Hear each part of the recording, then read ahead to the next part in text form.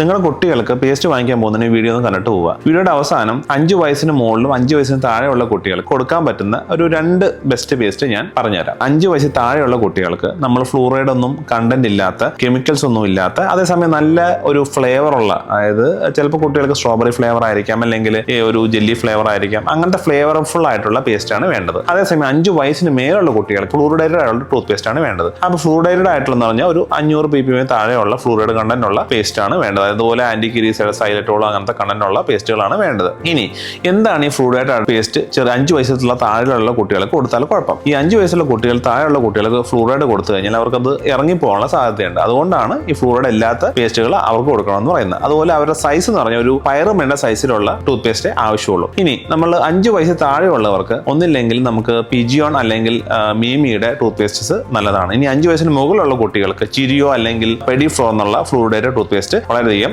നല്ലതാണ്. ഇനി കുട്ടികൾക്ക് കൊടുക്കാനുള്ള ടൂത്ത് പേസ്റ്റിന്റെ ഒരു ഫുൾ ലിസ്റ്റ് നമ്മുടെ കയ്യിലുണ്ട്. ഞാൻ PDF റെഡി ആക്കിയിട്ടുണ്ട്. അങ്ങനെ ഒരു ലിസ്റ്റ് വേണമെന്നുണ്ടെങ്കിൽ നിങ്ങൾ കമന്റിൽ ടൂത്ത് പേസ്റ്റ് എന്ന് കമന്റ് ചെയ്യുക. ആ PDF നിങ്ങൾക്ക് അയച്ചു തരാം.